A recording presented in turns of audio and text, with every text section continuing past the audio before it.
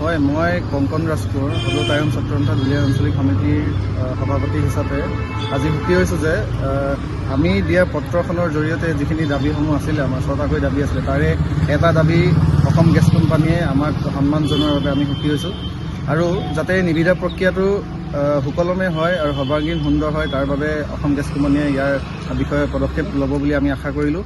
আৰু লগতে স্থানীয় যুৱক যুৱতী, যিসকল নিবনুৱা যুৱক যুৱতী আছে দুলীয়াজানত, তেওঁলোকক আমি সকলোকে দলে বলে এই আপোনাৰ টেণ্ডাৰ, যোনটো অপেন টেণ্ডাৰটো আছে, সেইটোত যোগদান কৰিবলৈ আমি অনুৰোধ জনালোঁ।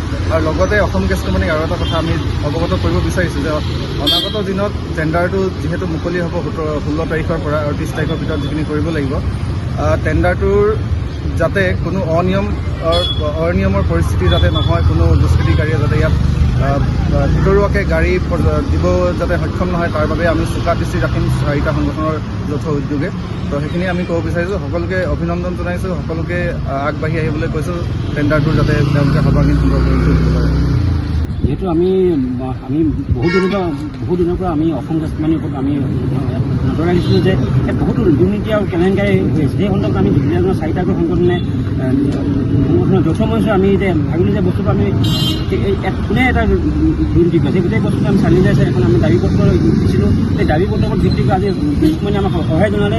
সেই গতিকে আমি 4টাকৈ সংগঠন আমি গেছ কোম্পানীক আমি ধন্যবাদ জনাইছোঁ। যিহেতু অহা ইংৰাজী 16 তাৰিখৰ পৰা যিহেতু এখন নিবিদা আহ্বান হ'ব, সেই নিবিদাটো যাতে অতি সুকলমে আৰু সৰ্বাংগীভাৱে সুন্দৰভাৱে হওক, তাকে আমি কামনা কৰিছোঁ। লগতে ইয়াত যদি কোনোবা যদি কৃষকসকলে যদি আহি আমাৰ নিবিদা ক্ষেত্ৰত যদি কোনোবা যদি বাধা বিঘিনি কৰে, সেই বস্তু আমি চুকাৰ নকৰাকৈ আমি যোৱা 19 নৱেম্বৰ তাৰিখে আচলতে আমি তাতে স্মাৰক পত্ৰ এখন দিছিলোঁ। আমাৰ 6টা দাবী আছিলে।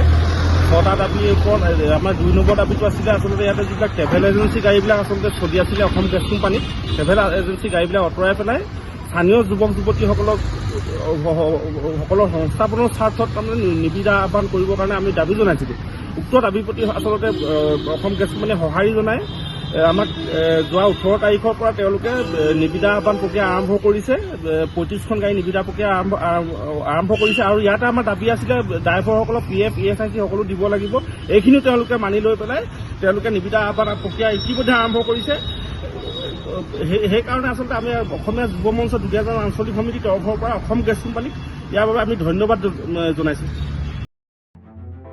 নিউজ 12 অসম নৰ্থ ইষ্ট, যাত্ৰা আমাৰ অবিৰত, সংকল্প অপ্ৰতিৰোধ্য।